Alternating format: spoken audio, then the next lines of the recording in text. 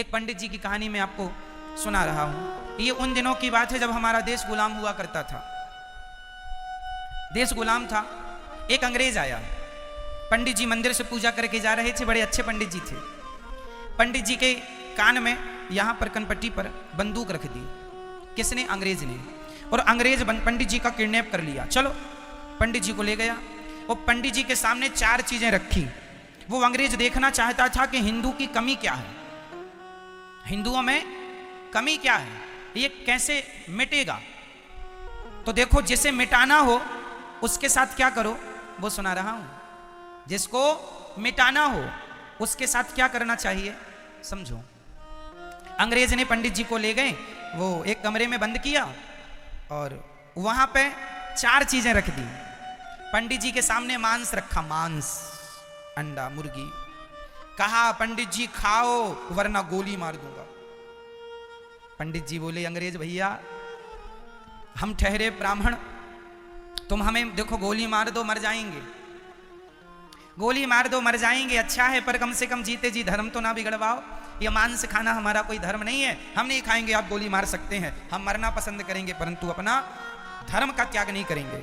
अंग्रेज ने मन में सोचा, पंडित पक्का है, ये मरने को तैयार है पर मांस खाने को तैयार नहीं है। फिर उसने दूसरा दाव चला। अंग्रेज ने पंडित जी के सामने ढेर सारा सोना रखा, सोना, गोल्ड, जैसा कि मैंने भी बताया 2 नंबर के सोने में कलयुग। तो अंग्रेज ने सोना रखा। पंडित जी से कहा, तुम भीख मांगते रहते हो, एक काम करो, ये सोना लो और जाओ। पंडित जी ने कहा, मैं ईमानदारी करता हूं, मैं भीख इसलिए मांगता हूं कि मैं ईमानदार हूं, यदि बेईमान होता तो मैं कभी भीख नहीं मांगता। आज लोग कहते हैं ना कि ब्राह्मण भीख क्यों मांगता है, क्योंकि बेचारा ईमानदार है, बेईमानी करना होता तो करके भीख क्यों मांगता। आज भी ब्राह्मण भीख इसलिए मांगता है क्योंकि वो ईमानदारी से जीवन गुजारना चाहता है। कोई बात नहीं, हमें धन्ना सेठ नहीं बनना, मांग के नमक रोटी खा लेंगे पर बेईमानी नहीं करेंगे, क्योंकि मुंह वहां दिखाना है। कोई आपसे सवाल करे कि ब्राह्मण भीख क्यों मांगता है, इसलिए मांगता है क्योंकि वो सुदामा जी भीख मांगते थे। क्यों मांगते थे? क्योंकि वो बेईमानी नहीं करना चाहते थे, वो मेहनत करते हैं। सुदामा जी का गुरुकुल था, सुदामा जी प्रोफेसर थे, विद्यार्थियों को पढ़ाते थे, सैकड़ों विद्यार्थी थे सुदामा जी के विद्यार्थी। लेकिन गरीबी इतनी थी कि उन विद्यार्थियों के पास तो जैसे तैसे उनके घर वाले व्यवस्था कर देते थे, लेकिन सुदामा ऐसे थे कि अपने विद्यार्थियों से एक अन्न का दाना नहीं लेते थे, खुद भीख मांग के खाते थे। शिक्षा बिकती नहीं थी हमारे देश में, शिक्षा बेची नहीं जाती थी, शिक्षा दी जाती थी, दान, शिक्षा का दान। आजकल स्कूलों में तो पैसा, शिक्षा बिक रही है, 2-2 लाख रुपए में एक साल एक कोर्स पूरा हो रहा है, लाखों में। तो शिक्षा बिकाऊ हो गई है, इसलिए वो बिकने वाली शिक्षा आज वो काम नहीं कर रही है जो तब की शिक्षा काम करती थी। तो पंडित जी ने कहा कि मुझे आप गोली मार दो पर मैं ये सोना नहीं ले सकता, क्योंकि मैं ईमानदारी से अपना भीख भले मांग लूंगा पर बेईमानी का सोना मुझे नहीं चाहिए। अंग्रेज ने कहा, पंडित बड़ा पक्का है। फिर अंग्रेज ने बंदूक उठाई, कनपट्टी पर लगाई, गोली मार दूंगा। ये महिला खड़ी है बड़ी सुंदर, चल इसके साथ जरा नाच ले और इसको तुम अपनी पत्नी बना लो। पंडित जी बोले, राम राम राम राम, हम ब्राह्मण आदमी, ये पराई नारी तो हमारी माँ है, बहन है और बेटी है, इसके अतिरिक्त हमारा इससे कोई संबंध नहीं हो सकता। या तो माँ का रिश्ता कर लूंगा, या तो बहन का रिश्ता कर लूंगा, या बेटी का रिश्ता कर लूंगा, वरना मैं पराई नारी को टच नहीं करता। मार दो भैया गोली, मर जाऊंगा, पर मैं ऐसा नहीं कि चरित्र गवा के मैं जिंदा रहूं। किसके लिए जिंदा रहूंगा? चरित्र ही नष्ट हो गया। याद रखना भक्तों, गलत काम करके तुम अपने गलत कामों को छिपा सकते हो, पर एक बात बताऊं, जब तुम्हें कभी अपने आप से नजरें मिलाने का अवसर आएगा तो क्या आप अपने आप से नजरें मिला पाओगे? इंसान दुनिया से झूठ बोल सकता है, क्या आप अपने आप से झूठ बोल सकते हैं? बोलो। मैं नहीं जानता कि आप कैसे आदमी हैं, लेकिन आप खुद जानते हैं कि आप कैसे आदमी हैं। इसलिए जब अपने से नजरें कभी मिलाने का मौका मिले तो आप अपने से भी नजरें मिला सकें, आप अपने को भी उत्तर दे सकें, अपने कैरेक्टर को, अपने चरित्र को इतना श्रेष्ठ बनाना कि आप अपनी आंखों से भी अपनी आंखें मिला सकें। आपको अपने आप से झूठ ना बोलना पड़े। जमाने से तो आप बोल ही देंगे, अपने आप से कैसे बोलेंगे? चरित्र इतना उज्जवल हो आपका कि आप अपने आप को भी धोखा ना दें। पंडित जी बोले, गोली मार दो, मैं मर जाऊंगा, पर पराई नारी नहीं। अंग्रेज बोला, पंडित बड़ा पक्का है। अब आखिरी ऑप्शन बचा था, शराब। अब देखो शराब क्या चीज है वो समझो। अंग्रेज ने कनपट्टी पे बंदूक रखी, बोले, अच्छा एक काम करो, शराब पी लो, हम तुम्हें छोड़ देंगे। पंडित जी ने कभी शराब नहीं पी थी, पर उन्होंने भी आपकी तरह सोच लिया जैसे आप सोचते हैं ना, अरे शराब पानी ही तो है, लिक्विड ही तो है। तो पंडित जी ने भी सोचा कि शराब पानी ही तो है, पिएंगे निकल जाएगी, जान बची तो लाखों पाए। तो पंडित जी ने कहा अच्छा ठीक है मैं शराब पी लेता हूं। तो पंडित जी ने अब देखो बंदूक तो रखी है कनपटी पर, पियो नहीं तो मरो। तो बाकी समय में तो पंडित जी ने सबको मना कर दिया कि ये नहीं ये नहीं ये नहीं ये नहीं। शराब में उनको जरा जिंदगी का लालच आ गया कि शराब पानी है, पी लेंगे, बाहर हो जाएगी घंटे 2 घंटे में। तो पंडित जी ने शराब पी ली। पी तो ली, इंसान शराब को एक बार ही पीता है, उसके बाद फिर आप शराब को नहीं पीते, शराब आपको पीना स्टार्ट कर देती है। शराब फिर आपको पी जाती है, आप शराब को नहीं पीते। पंडित जी ने शराब पी ली और जब शराब का नशा चढ़ा, शराब का जब नशा चढ़ा तो उस नशे पर शराब पीने वाला सारे गलत काम करता है, सारा कुछ करता है। इसलिए सबसे घटिया शराब है। लोगों को लगता है पानी है, लिक्विड है, ना, सब कुछ बर्बाद करती है। आपने देखा, आप शायद घटना भूल गए हो, मुझे याद है 16 दिसंबर की वो रात थी जब एक बेटी के साथ दिल्ली में एक गैंग रेप हुआ था। उस समय उस लड़की के साथ जो गलत काम हुआ था, रिपोर्ट कहती है कि वो सारे लड़के, सारे पुरुष शराब के नशे में धुत थे जिन्होंने उस लड़की के साथ गलत किया था। वो सारे शराब के नशे में धुत थे। कुल मिला के मैं ये कहना चाहूंगा कि इस धरती पे जितने भी क्राइम होते हैं वो शराब के नशे में ही होते हैं। ये याद रखो, लिख के रख लो। जिस देश में शराब होगी उस देश का पतन होना निश्चित है। इसलिए शराब से आप बचो, अपने बच्चों को बचाओ, आने वाली पीढ़ी को बचाओ, वरना सब कुछ होकर भी कुछ नहीं बचेगा। शराब सबसे घटिया है, ना पिएं, आपका बहुत बड़ा नुकसान है शराब से। शराबी पुरुष ना तो अपनी पत्नी को सुख दे पाता है, ना तो अपनी मां को सुख दे पाता है, ना तो अपने बच्चों को संस्कार दे पाता है। एक शराबी बाप कहते हैं, हे भगवान किसी बच्चे को शराबी बाप ना मिले, किसी बच्चे की नसीब में शराबी बाप ना हो, और किसी महिला के भाग्य में शराबी पति ना हो, और किसी माँ की कोख में शराबी बेटा ना पल रहा हो। कोई शराबी बेटा मर जाती है, जिंदगी तबाह हो जाती है। ये फिल्मी दुनिया के लोग नहीं चाहते कि तुम्हारा जीवन, तुम्हारा भविष्य उज्जवल बने। यदि चाहते तो वो भारत देश में शराब का धड़ल्ले से ऐसे प्रचार तो ना करते। बोलो हाँ या ना? शराब का खुलेआम प्रचार करते हैं। बड़े बड़े सुपर डुपर स्टार कह रहे हैं कि जीना अगर जरूरी है तो पीना बहुत जरूरी है। लो अब देखो ये कह रहे हैं, गाना है, ये सुना ये वाला गाना, माना जी कसूर हुआ मैं नशे में चूर हुआ, मुझको होश में ना लाना, क्योंकि जीना अगर जरूरी है तो पीना। ये गाना गा रहे हैं वो लोग, वो गाना गा गा के सबको शराब का आदी बना रहे हैं, प्रचार कर रहे हैं, बड़ी बड़ी बोतलों का प्रचार कर रहे हैं, और फिर भी वो सुपर डुपर स्टार हैं। और हम लोग कहते हैं कि भैया अपने माँ के पांव दबा लिया करो, तो हम लोगों को लोग कहते हैं ये तो ढोंगी है, ये तो पाखंडी है। हम सही बातें करें तो पाखंडी, और वो समाज को शराबी बनाएं, जुआड़ी बनाएं, वो गुटखा खवा रहे हैं, दाने दाने में केसर का दम कर तो रहे हैं प्रचार। वो तो यही चाहते हैं तुम गुटखा खाओ, तो वो सुपर डुपर स्टार हैं गुटखा बेच बेच के। और हम कहते हैं अपनी माँ की सेवा किया करो, शराब ना पियो, मांस ना खाओ। हम ऐसी बातें करें तो लोग कहते हैं ढोंगी हैं बाबा जी, पाखंडी हैं। सही बात करने वाले को लोग ढोंगी और पाखंडी कह रहे हैं, और वो गलत कह रहे हैं खुलेआम। वो अपनी बहू के संग कजरारे कजरारे करें तो सुपर डुपर स्टार बन जाते हैं, और यहाँ हम सामान्य बातें, सब धर्म की बातें करें और धर्म की जागरूकता दें सबको, तो हम पाखंडी होते हैं। यही है लोगों का, यही है लोगों का नजरिया देखने का। क्यों मैया सही है? कर रहे हैं कि नहीं वो लोग कजरारे कजरारे बहू के संग? हाँ या ना? बेच रहे हैं गुटखा, दाने दाने में केसर का दम, वो गुटखा बेच रहे हैं, वो तो शराब भी बेच रहे हैं। वो तो क्रिकेट के द्वारा तुम्हें कह भी रहे हैं कि तुम जुआ खेलो, इस पर तुम्हें उत्साहित कर रहे हैं, और बाद में ये भी कह देते हैं इस खेल में जोखिम हो सकता है, अपनी जोखिम से खेलें। मतलब वो बरी हैं, कह के भी बरी हैं। तो अपने राजा से कि राजाधिराज महाराज यहां विराजे हैं, उससे भी बड़ा राजा मैं हूं। सिकंदर के पास सूचना पहुंचाई कि आपसे भी बड़े राजा सामने बैठे हैं। सिकंदर बोला मेरे से बड़ा कौन है? जाकर देखा तो एक फक्कड़ साधु। सिकंदर हंसा, बोले तुम राजा हो? संत बोले हाँ। कैसे? संत जी ने सिकंदर से कहा, ये बताओ तुम कहां जा रहे हो? बोले हम फलाने राजा को जीतने जा रहे हैं। संत जी ने कहा, राजा को जीत कर क्या करोगे? बोले उसका धन प्राप्त कर लूंगा। संत जी ने कहा, धन प्राप्त करके क्या करोगे? बोले मैं और धनवान हो जाऊंगा। संत जी ने कहा, धनवान होकर क्या करोगे? धनवान होकर क्या करोगे? राजा बोले मैं धन पा करके विश्व विजेता हो जाऊंगा, सबको जीतकर। संत जी ने कहा, विश्व विजेता होकर तुम क्या करोगे?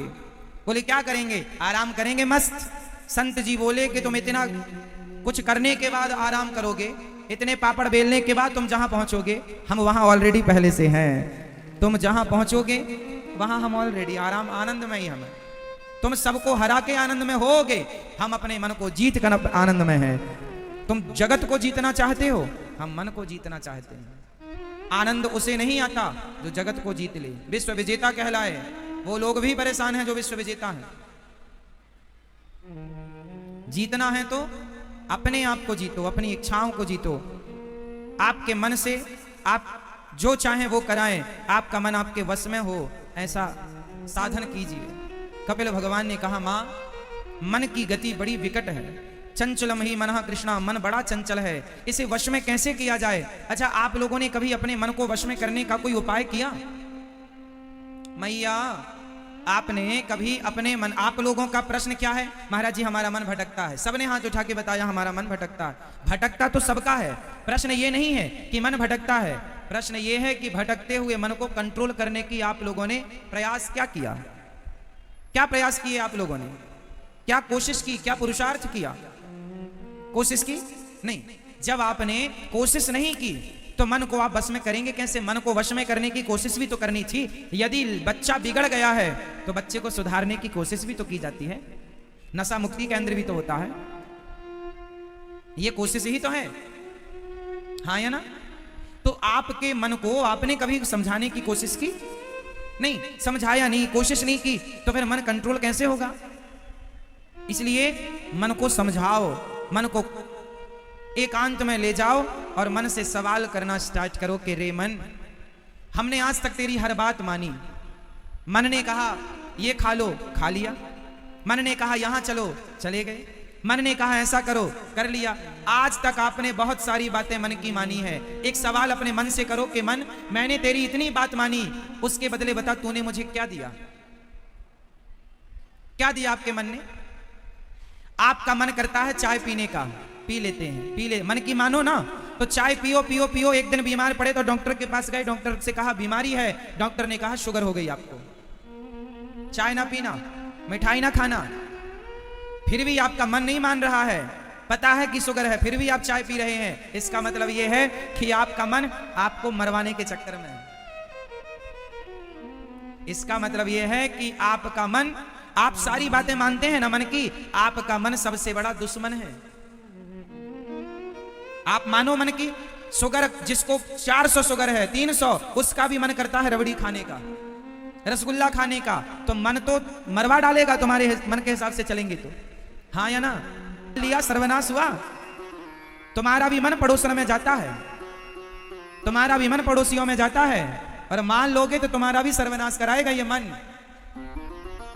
जितने लोग बलात्कार के केस में जेल में घुसे हैं, ये सारे लोग जेल में केवल इसलिए सजा काट रहे हैं कि इनका मन इनके कंट्रोल में नहीं था। बोलो हाँ। तो ये जेल जाने का मुख्य कारण इनका मन ही तो हुआ। बोलो हाँ या ना? हाँ या ना? तो मन को हल्के में ना लो मेरी माँ, तुम तो नाचने वाली हो, तुम्हें तो मन उंगलियों पे नचा रहा है। इसलिए मन के गुलाम ना बनो।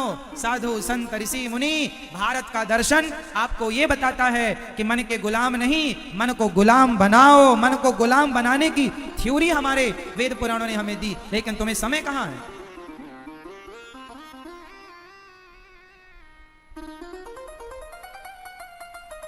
स्वयं पर नियंत्रण बड़ी बात है, स्वयं पर नियंत्रण बड़ी बात है।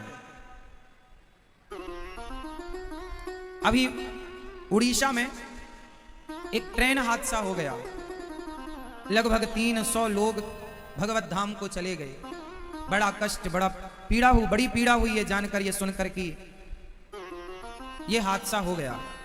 भगवान से तो यही प्रार्थना करते हैं कि मृत व्यक्तियों को भगवान अपने चरणों में स्थान दें और उनके परिजनों को उस दुख को सहन करने की ताकत दें। वो हादसा क्यों हुआ जानते हैं? नियंत्रण नहीं है, लापरवाही है। किसकी है अलग विषय है। जैसे किसी की लापरवाही हुई तो 300 लोगों की मृत्यु हो गई, एक की गलती से 300 लोगों को जाना पड़ा। उसी प्रकार तुम्हारा मन है, यदि इस मन ने एक गलती की तो तुम्हारे 84 लाख जन्म बर्बाद हो जाएंगे। 84 लाख योनियां, फिर 84 का चक्कर। वहां तो 300 जिंदगी गई। यदि आपका मन एक बार अनकंट्रोल हुआ और आपका मन एक बार गलत जगह पर लगा तो 84 लाख योनियां होती हैं। ये सबसे आखिरी योनि है मनुष्य की। 84 लाख योनियों में चींटी से लेकर हाथी तक, कीट पतंगा मच्छर मक्खी सब गिनो 84 लाख ही हैं। साइंस आज तक नहीं गिन पाया, हमारे ऋषि मुनियों ने पहले गिन के बता दिया कि 84 लाख योनियां होती हैं। इतना साइंटिफिक है। 84 लाख योनियों में ये आखिरी शरीर है मानव का। यदि यहां से गलती करोगे तो फिर फिसल कर नीचे चले जाओगे, फिर 84 लाख योनियां पार करके कुत्ता बिल्ली मच्छर मक्खी बनकर फिर मानव का तन मिलेगा। ये शरीर जो मिला है साधन धाम मोक्ष कर द्वारा, ये शरीर जो मिला है ये भोगी बनने के लिए नहीं, क्रोधी बनने के लिए नहीं, अभिमानी बनने के लिए नहीं, बल्कि ये शरीर भक्त बनकर भगवान को पाने के लिए मिला है। इसलिए आप अपने मन को फिसलने मत दो, आप अपने मन को यहां वहां भटकने मत दो, मन पर कंट्रोल करना सीखिए। मन की बात मानो मत, मन को मारो। मैया मन की बात मानोगी मेरी मां? नींद आ रही है आपको? मानोगी मन की बात की मारोगी मन को? मानोगी।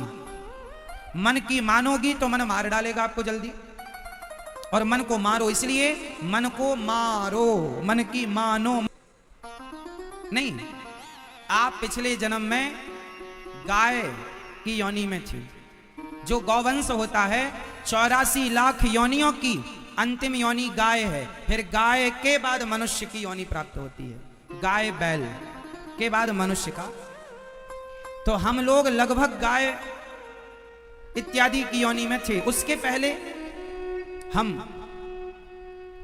अन्य योनि में रहे होंगे। कोई गधा रहा होगा, कोई भैंस रहा होगा, कोई नाली का कीड़ा रहा होगा, कोई कीट पतंगा रहा होगा, कोई मच्छर मक्खी, कोई सांप रहा होगा, कोई बिल्ली और कुत्ता रहा होगा। ये सारी योनियों से पार होते हम यहां तक आए हैं। लेकिन एक बात बताऊं, शरीर तो बदल गया आपका, कुत्ते से मनुष्य हो गए, पर मन आपका वही कुत्ते वाला अभी भी है। शरीर बदलता है, मन नहीं बदलता। एक मन है। मोबाइल सेट बदलते चले गए, सिम नहीं बदली, नंबर नहीं बदला। बोलो हाँ, हर साल आप मोबाइल बदल देते होंगे पर आपका नंबर वही है, मन वही है। शरीर बदलते चले गए, मन कभी नहीं बदलता। पिछले शरीर में भी जो हमारा मन था वही था जो आज है, उसके पहले भी मन वही था, मन वही है। मन सारी योनियों को देखता आया है। मन हर योनि में कुत्ता क्या करता है? कुत्ता क्या करता है? कुत्ते साल में 2 बार बच्चे पैदा करते हैं। बिल्ली हर 3-4 महीने में बच्चा पैदा करती है। चिड़िया, कीड़े मकोड़े, मतलब हर योनि में भोग भोगने की व्यवस्था है, हाँ या ना? हर योनि में खाने और पीने की व्यवस्था है, हर योनि में सोने की व्यवस्था है। कुत्ते को देख लो सोता है, गधे को देख लो सोता है, चिड़िया को देख लो सोती है। हर योनि सोती है, हर योनि खाती है, हर योनि बच्चे पैदा करती है। तुम्हारा मन हर योनि में ये 3 काम करता रहा, इसलिए तुम्हारा मन इस जन्म में भी इन 3 कामों में जल्दी से लग जाता है, भोगों में, खाने में और सोने में। दिन भर तुम सोते हो, दिन भर खाते हो, दिन भर भोग भोगते हो, बस। क्योंकि ये ऑलरेडी तुम करोड़ों जन्मों से यही करते आए हो, तो उसी का अभ्यास है। आज पहली बार तुम माला लेकर बैठे हो, सत्संग सुना तो माला जपना चाहिए, भगवान की पूजा करने बैठे, तुम्हारा मन नहीं लग रहा। मन इसलिए नहीं लगता, करोड़ों जन्मों से मन भोगों में लगा था। इस योनि में, इस जन्म से आज भगवान में मन लगाओगे, जल्दी कैसे लगेगा? इसलिए थोड़ा सा समय दो। मन ना लगे तो भी शरीर से भगवान की सेवा करो, धीरे धीरे मन लगेगा, क्योंकि करोड़ों योनियों से भटकता आया ये मन की गति है। कोई आज का थोड़ी भटकाऊ तुम्हारा मन है, ये तुम्हारा मन कोई आज से थोड़ी भटक रहा है। बच्चा होश संभालता है, होश संभालते ही उसका मन भटकने लग जाता है। हाँ या ना? छोटा सा है, मन भटकने लगा, क्योंकि भटकते भटकते करोड़ों जन्म हो गए ना, तो भटकने का अभ्यास ज्यादा है। स्थिर कभी हुआ नहीं मन, इसलिए स्थिर होने का अभ्यास नहीं है। वो तो भगवान ने आपको मनुष्य का शरीर दे दिया है, तो इस मनुष्य के शरीर से मन को स्थिर कर लो, क्योंकि 84 लाख योनियों में किसी भी योनि से मन को स्थिर नहीं किया जा सकता। स्थिर किया जा सकता है तो केवल मानव के शरीर से मन स्थिर किया जा सकता है। इसलिए 84 लाख योनियों में सबसे श्रेष्ठ योनि मनुष्य की योनि है। मानव शरीर की इस शरीर से मन को वश में नहीं किया तो फिर कभी ना कर पाओगे, कभी ना हो पाएगा। इसलिए मन को हटाओ संसार के हर विषयों से, हर चीजों से, और प्रभु के श्री चरणों में मन को लगाओ। नहीं छोड़ता भैया, बीड़ी छोड़ देना, नहीं छोड़ता भाई, शराब छोड़ देना, नहीं छोड़ता भैया, मांस छोड़ देना, नहीं छोड़ता। अब सोच लो कि जिस आदमी को बीड़ी नहीं छोड़ी गई, तंबाकू नहीं छोड़ी गई, वो आदमी काम क्रोध लोभ मोह क्या छोड़ेगा? जो बीड़ी तंबाकू नहीं छोड़ पाया पूरी जिंदगी में, वो काम क्रोध लोभ मोह झूठ को क्या छोड़ेगा, और वो घर परिवार को क्या छोड़ेगा भगवान के लिए? हाँ, इसलिए कहा है कि पैदल चल कर द्वारिका जाना सबके बस की बात नहीं। कहां सबके बस की बातें हैं?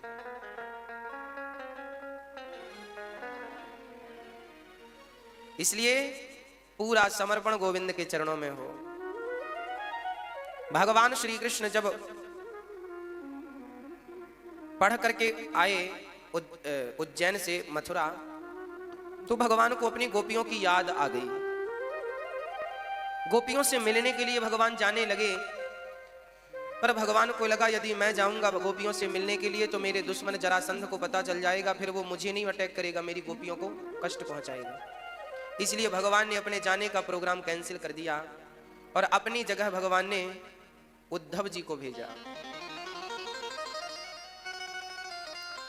भगवान ने उद्धव जी से कहा, उद्धव जी जरा वृंदावन जाओ और हमारी गोपियों को जरा समझाओ, वो बहुत रो रही हैं हमारे प्रेम में, हमारे लिए। उनसे बस ये कह देना कि वो देखो रोया ना करें। अच्छा, आपको क्या लगता है जब हम रोते हैं ना भगवान के लिए, तो भगवान भी रोते हैं आपके लिए, हमारे लिए। फर्क इतना है कि हमारा रोना तो हम देख लेते हैं, भगवान का रोना हम देख नहीं पाते। पर भगवान भी रोते होंगे हमारे लिए जब हम उनके लिए रोते हैं। पर हम जितना हमें रोना चाहिए हम ना उतनी मात्रा में रोते नहीं। एक विद्यार्थी को 100 में से 30 नंबर मिल गए। नंबर तो मिले 30, पर बेचारा उतने में पास होगा नहीं। पास होने को भी 33 नंबर चाहिए थे, 33, पर मिले कितना? 30। 33 मिल जाते तो पास हो जाता। अच्छा, 33 में पास तो हो जाएगा, कोई परसेंट थोड़ी बनेंगे, अच्छे परसेंट तो नहीं बन सकते ना। उसी प्रकार हम लोगों की हालत है, हम लोग रोते तो हैं भगवान के लिए, पर हमें रोने के लिए, हमें रोने में 5 नंबर मिलते हैं, 10 नंबर मिलते हैं, 20 नंबर मिलते हैं।